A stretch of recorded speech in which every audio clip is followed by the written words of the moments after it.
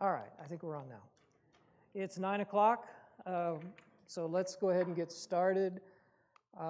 This morning we're going to be continuing our study in Proverbs with the topic of the deceitfulness of riches. Sorry? Oh, it's got an echo? Am I too loud? I'm going to get this right. I'll move my mic down just a little bit. Let's see. Is that better? Everybody here okay? I guess everybody can because... Okay. All right. So when it comes to the topic of wealth or riches, the Proverbs are actually fairly positive about riches in a lot of instances. When you look at Proverbs 10:22, it says, "The blessings of the Lord brings wealth without painful toil for it." So, wealth is one of those things that is a blessing from the Lord. It often associates wealth with the wise. People that can actually build sustainable wealth are held in honor. So a slack hand causes poverty, but the hand of the diligent makes rich. So one of the benefits of being diligent is the wealth that comes with it. And then the wealthy or the upper class is considered, in some respects, in instances, to be considered, elevated. So the crown of the wise is their wealth. So there's a lot of places in Proverbs where being wealthy is shown in a positive light. It's associated with people who've got it going.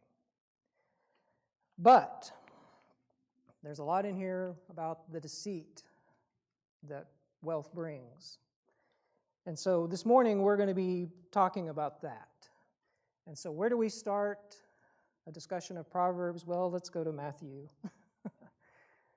So Jesus, in relaying the story of the seed being sown, says in 13:22, "The seed falling among the thorn refers to someone who hears the word, but worries of this life and the deceitfulness of wealth choke the word, making it unfruitful." So what do you think Jesus is specifically talking about there when he says the deceitfulness of the wealth makes the word unfruitful?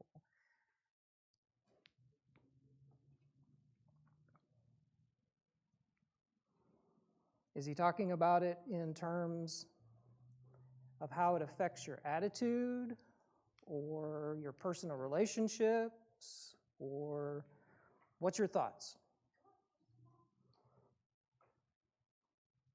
I think the deceitfulness is when a person puts their faith in it. It's misdirected faith. Yeah. So misdirected faith. That's their focus. They become wealthy enough, they focus on that, and you start paying attention to a lot of things you didn't pay attention before. Yeah. And something has to go because of the time commitment. Yeah, when I think about choking, I think about, it's restricting access. It's basically putting a stranglehold on you. And so in this case, Jesus is saying, wealthy is is choking out, strangling your spiritual access to those thoughts and activities that are of a spiritual nature are being choked out by wealth.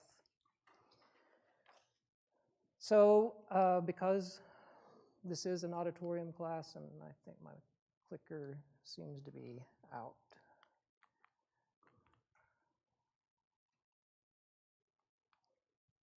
So Charles, I think my clicker is gone.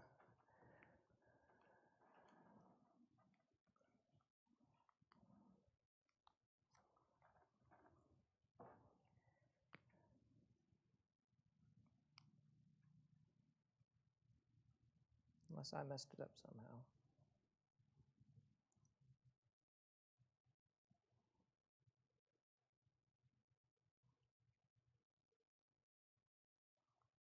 Oh, there we go. Okay. So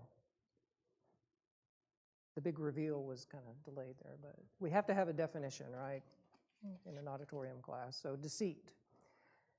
The act of causing someone to accept as true or valid what is false or invalid. So how are riches themselves something that deceives someone? I heard the true story about a man who won the lotto. He was very happy and he shared it with his grandson, and the grandson spent the money on drugs. So it was very bad for him. Yeah, so sometimes it's just an enabler for behaviors that you normally wouldn't be able to. So she was talking about the story of a man who won the lotto, came into a lot of money, and he shared it with his son, and his son took that money and became involved in drugs and really destroyed his life. So it can actually be an enabler for other behaviors. What else? How else does riches deceive someone?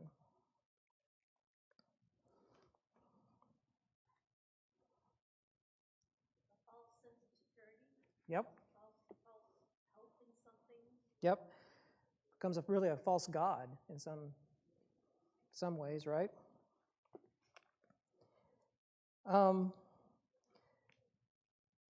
During the time that the Proverbs were written, and even up and through the time of Jesus' walk on earth, from what I can tell from historical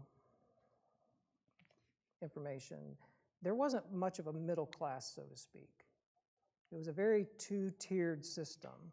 There was the wealthy, which were much fewer in number, and a large class of laborers and folks that really live day to day, the poor. I mean, and these people are poor. So when you think about when this was written, and he talks about, the deceit of riches and the how do we look at that today when we have a pretty large middle class that are not the ultra rich and are not the poor? Do you think that, how does that apply today? Are we more susceptible to this? Is it easier to be deceived today than it was when this was written? It's easy to convince yourself that you're not rich. Yeah. How many of us have said, I can afford that? Yeah. I mean, how many times have you had to stop as you reach for something on the shelf and think about, am I going to be able to make it through the checkout with this? So I actually think that the world we live in today, we are much more susceptible to the deceit of riches because it's just so much more prevalent for us. And we'll talk a little bit more about that in a minute. So I want to talk about 3 deceptions of wealth or riches. So the first, and Sean already hit on it, is wealth provides security and self-sufficiency. How many people believe that wealth provides security and self-sufficiency?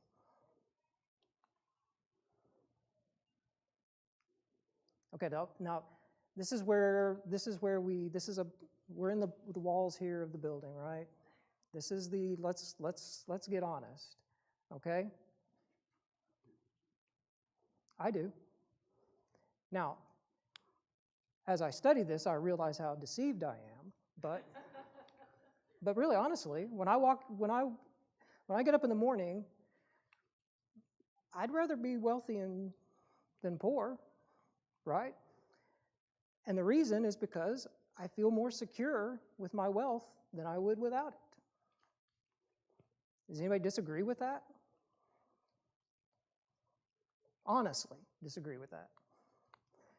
No. I think we live in an era of time that we we can be pretty wealthy to some, but we don't consider ourselves wealthy at all. Yeah, and I avoided going down that path here because you could spend, the examples are numerous of comparing ourselves with others that aren't so fortunate in the world. And I think as Americans, specifically as Americans, with our economic prosperity, I don't think people, and I don't often take it to mind, but intellectually I know, the American lives at such a standard that is incomparable to even our closest economic neighbors. Our wealth is easily exceeds them by large margins. There's no comparison, and we often forget that. And I think that, though, leads us to this false sense of security and self-sufficiencies. So, Proverbs 18, 10 and 11. The name of the Lord is a fortified tower. The righteous run to it and are safe. The wealth of the rich is their fortified city. They imagine it a wall too high to scale. What do you think that means?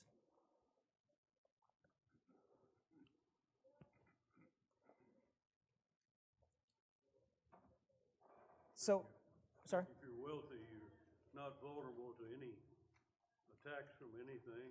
It's a false understanding. Yeah, so wealth just basically, they basically say, hey, I don't have to worry. My wealth is my walls, right? The New King James actually, instead of using, they imagine it a wall, it says, and like a high wall in his own esteem. So basically, it relays that notion of I'm protected.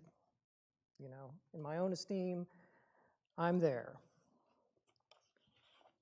Why is that a problem?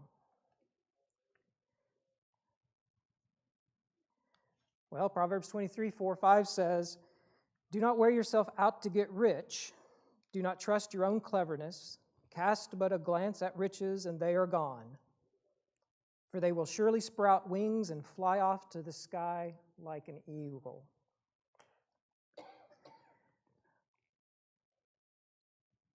So we're just one disaster away from destitution, right? At least that's how it used to be. If you're invested in cryptocurrencies, that is literally true. Yep, if you went all in cryptocurrencies, it could be vapor, right? Value is imagination. Exactly. Now, in thinking about this, again, let's be completely honest with ourselves. As Americans with our system, if I make a bad investment and lose my assets, what happens?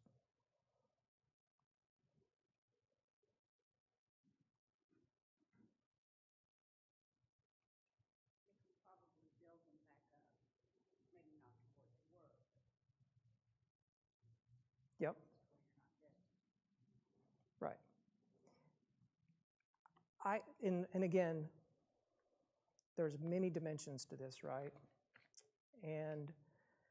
But I look at our current situation with the social and financial safety nets that are in place as Americans. Our fall is really cushioned, so to speak, right? At the very bottom of it is bad.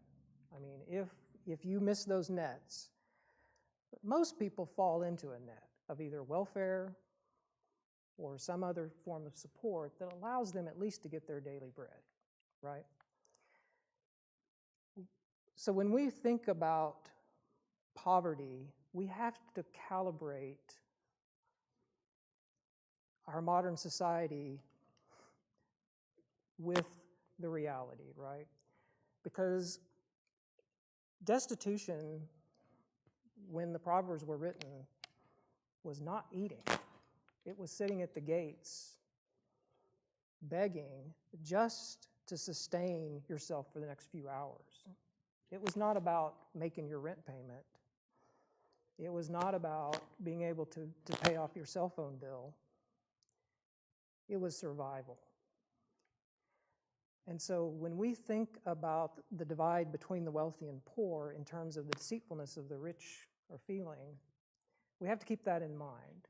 And we have to calibrate it for ourselves. Because I'm not saying this doesn't apply to us, because it does. But we have to get ourselves in the right mindset so that we can really see how much we are being deceived by our riches. Does that make sense? A few nods? Okay.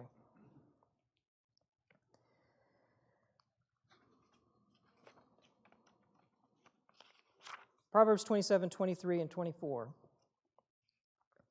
Be sure you know the condition of your flocks. Give careful attention to your herds, for riches do not endure forever, and a crown is not secure for all generations.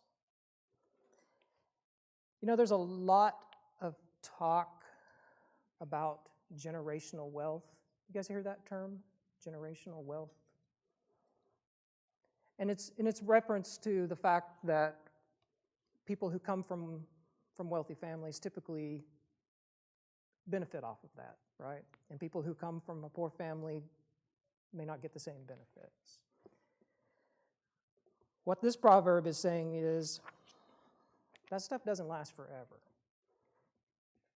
right? Even generational wealth is not guaranteed. A crown is not secure for all the generations. Up today, down tomorrow. Again, calibrate for our modern society. You invest in cryptocurrency, you may leave no inheritance for your kids.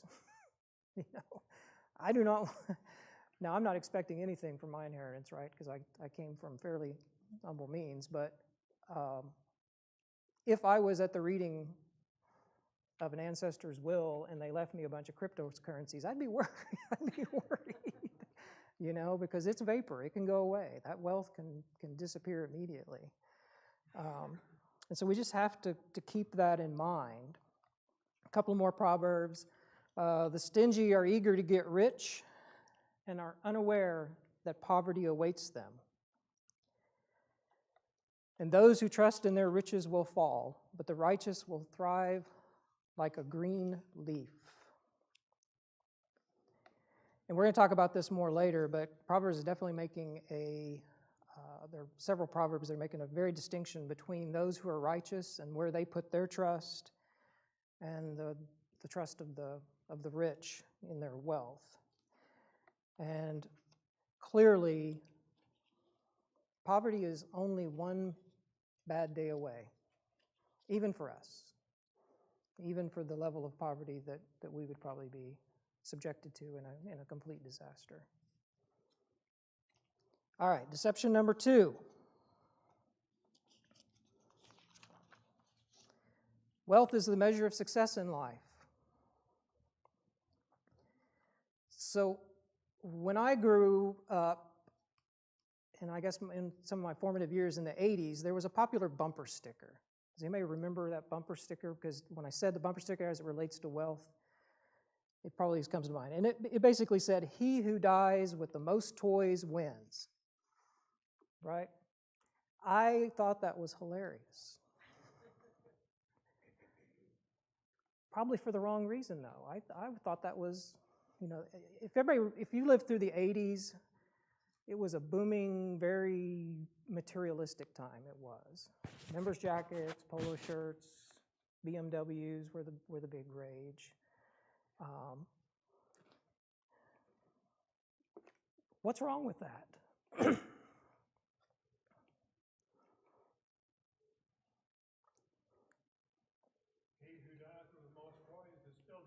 Yeah, exactly. That's exactly right. You're still dead. From a standpoint of our deception here, though, do we hold the wealthy in higher esteem? Do we consider them more successful in life? I think a lot of them tend to flaunt what they have, and that just brings, unless you really know who they are and what they're doing behind the scenes, that, yeah, I don't typically see them as being more successful. I see it as being more stingy. That's why they might have their wealth. Okay, so how many times have you heard this?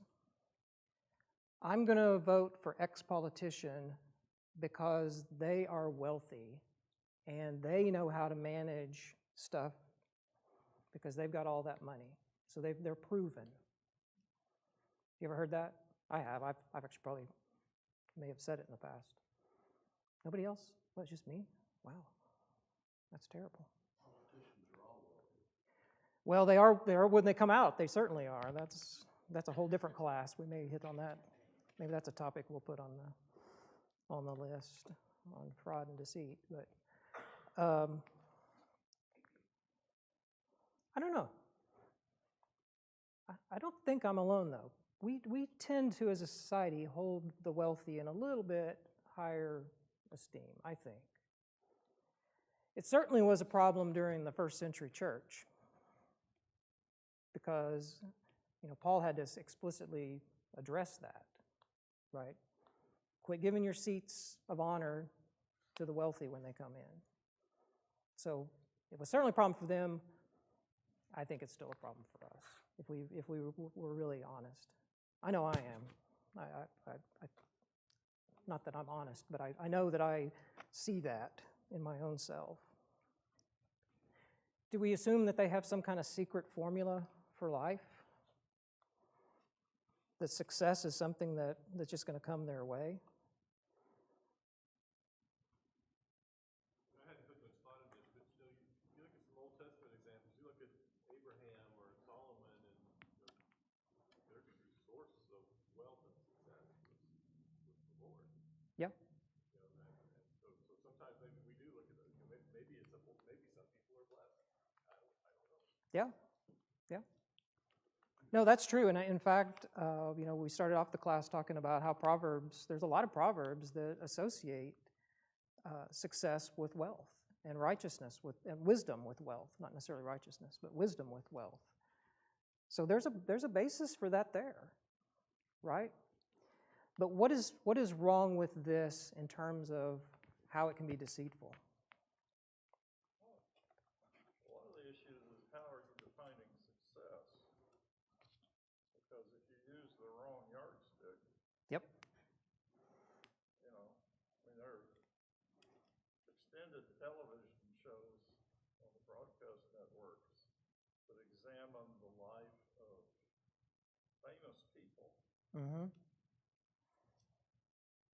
And inevitably, in some form or fashion, their personal wealth or perceived personal wealth winds up helping color the picture. Yeah. Yep.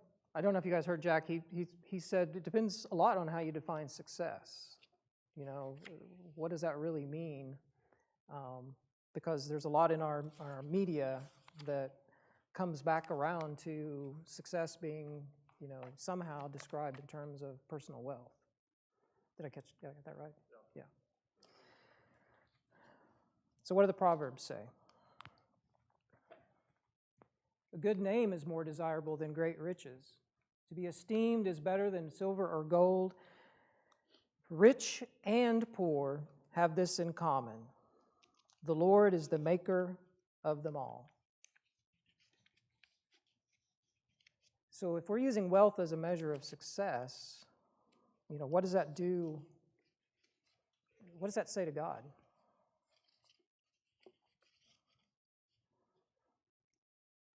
Well, it says we're misunderstanding his creation because he made the rich and the poor alike.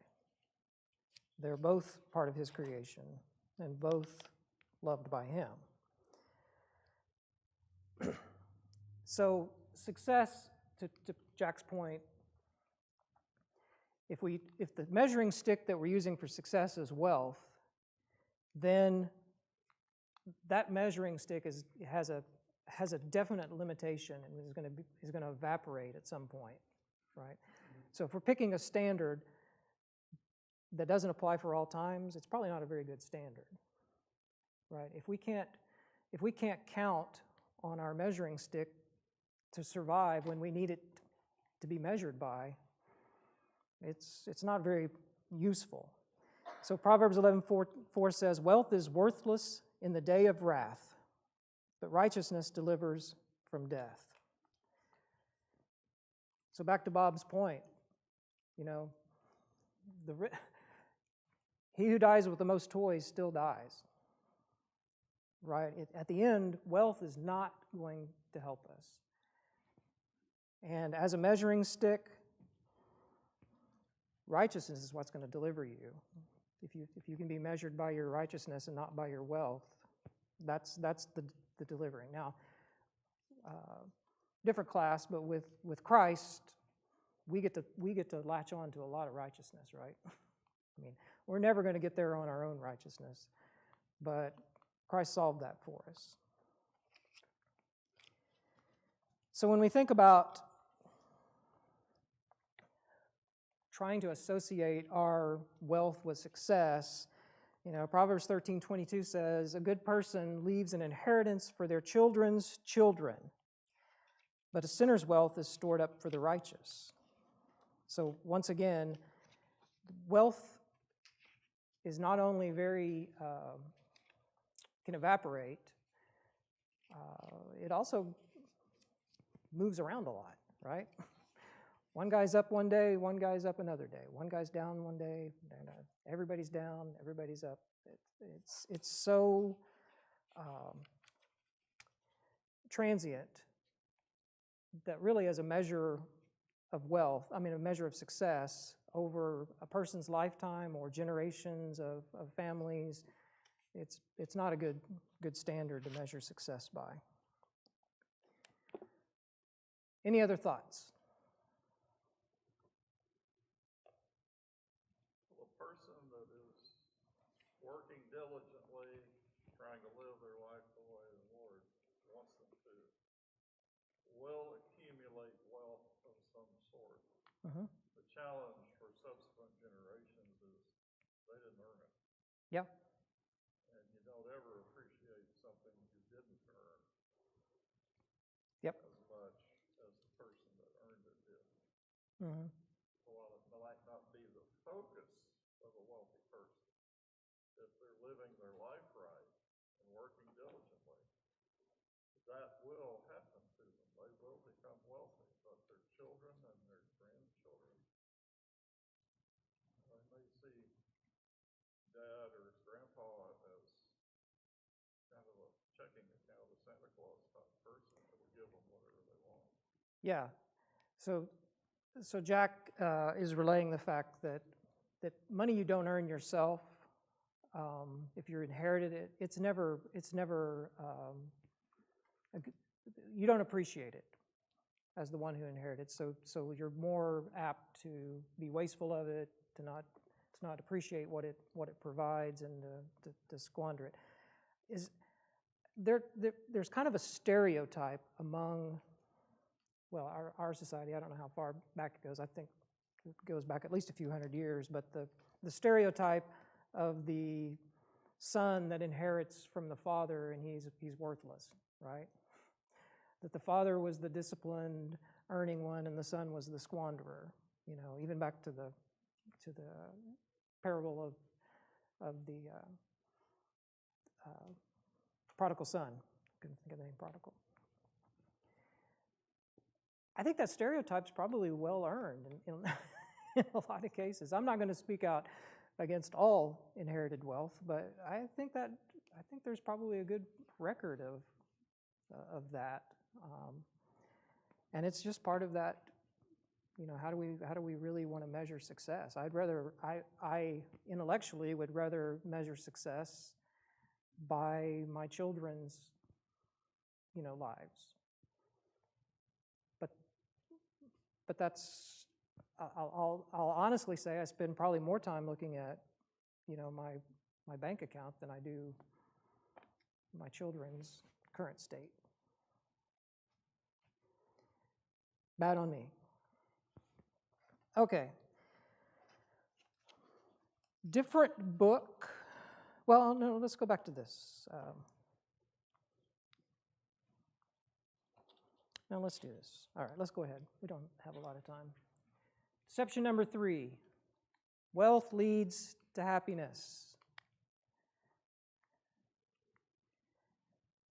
What do you think about that? All right, so let's phrase it the way everybody always says it.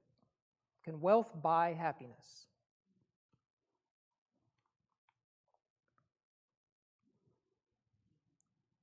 No. No? But sometimes wealth can lead to happiness. So Don says sometimes wealth can lead to happiness. That's kind of where I wanted to dig a little bit here, because it's easy for us to say wealth can't buy happiness. We all go, yeah, no, we understand that.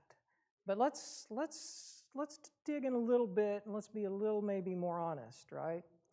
Can wealth provide the conditions that lead to happiness?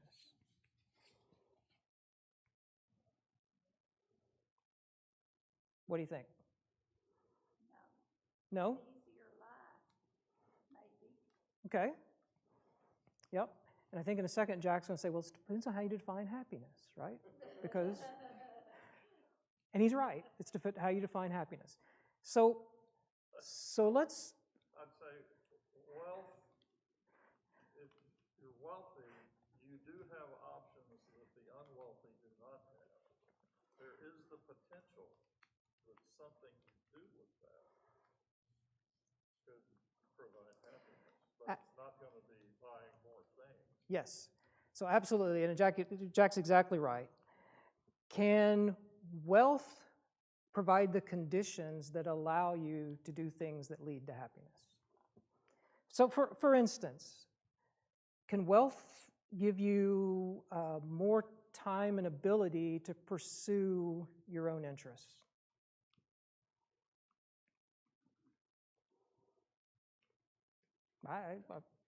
Yeah. Yeah. Unless you are spending all that time getting wealth. Yeah, unless your whole intent, and we'll talk about that in a minute, thank you, unless your whole intent is on the accumulation of more wealth. But I think if we're honest, it's a lot easier to pursue things you want to do and things that you like to do if you have financial support to allow that. I don't think there's anything controversial about that. What about stress? If you're wealthy, I'm sorry, Charles? Well, I was just going to say that wealth certainly can provide comfort, which can be sort of conflated to happiness sometimes. Yeah. Again, it goes back to how do you define happiness, right? Who do you think is less stressed? The person who doesn't have to worry about paying their rent that month or the person who does? Let's be honest. So I'm pointing out here how these deceitfulness can be, with any good lie, there's enough truth there to make it sound right. And so there's a lot of truth about the abilities of wealth to help with happiness. But, to Joanne's point,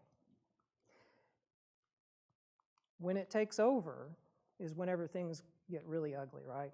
So, same author probably, but different book, Ecclesiastes.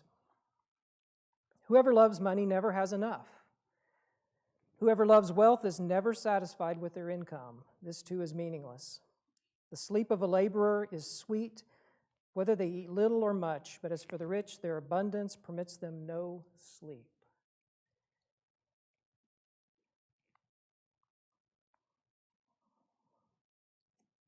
So what's the problem with the rich in terms of their state of mind?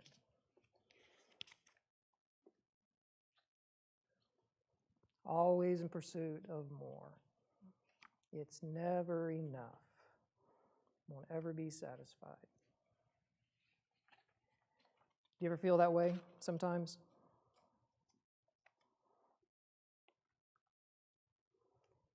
Going back to Don's point earlier, I'm speaking to and am one of a group of people that would be considered wealthy.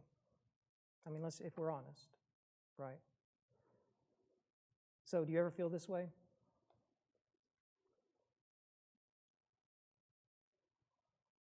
You ever feel like if I just had this much more, I could do so much more?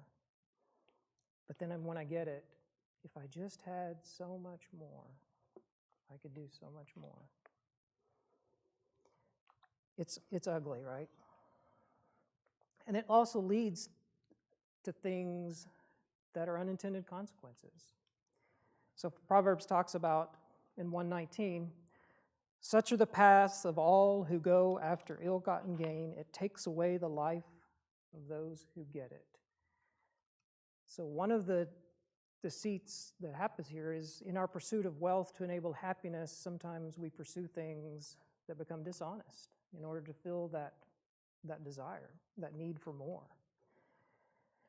And Proverbs is saying that is not a path to go down. It'll take away your life.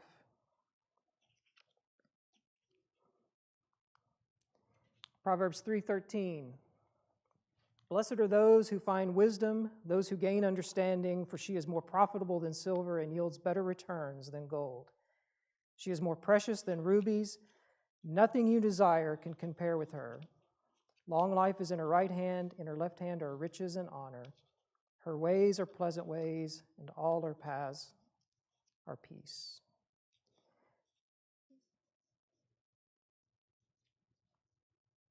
That'd make a good concluding slide, but I couldn't stop there.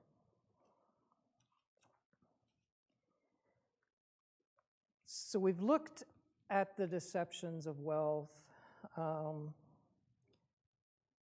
what is the right way to look at wealth?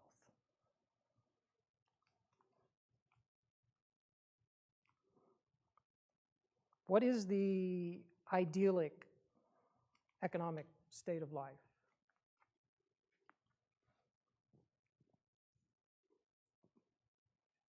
Well, it's hard.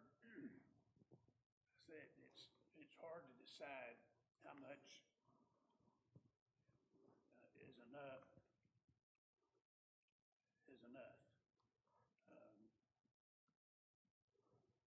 I think our culture. I was in business, and we'd make pretty good money for a few months.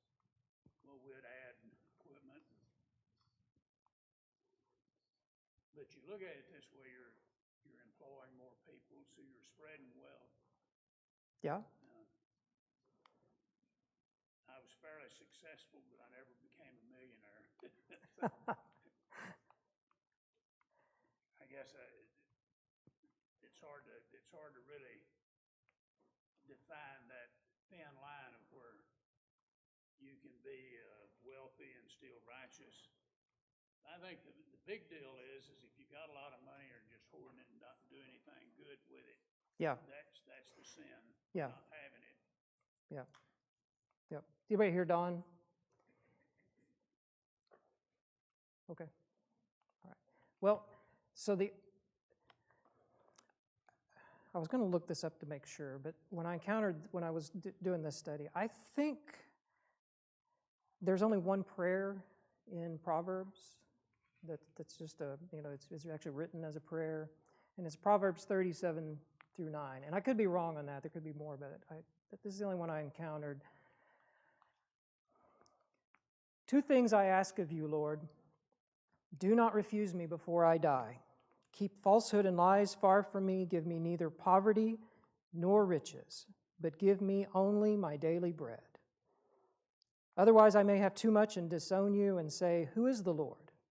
Or I may become poor and steal and so dishonor the name of my God.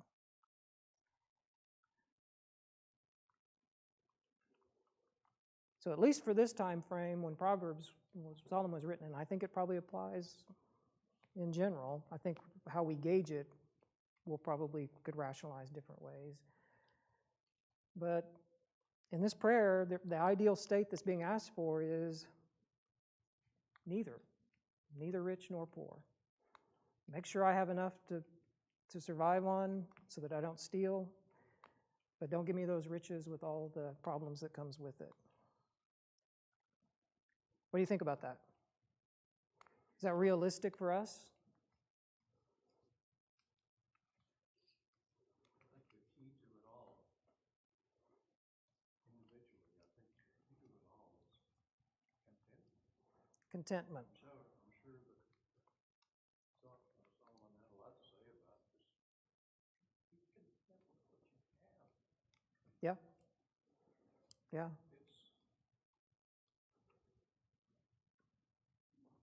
You go pursuing something, happiness is not with the stuff, it's within the person. Absolutely.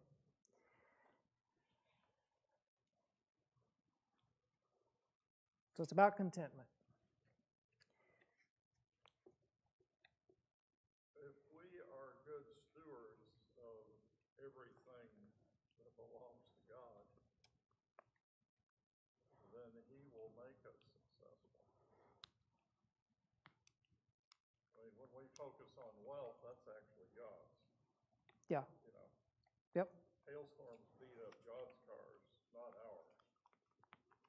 So that is a trial for us, and we're supposed to learn from it. Yeah. Yep. If we focus on being good stewards, then we will have enough. We won't have too much, and we won't have too little. Yeah.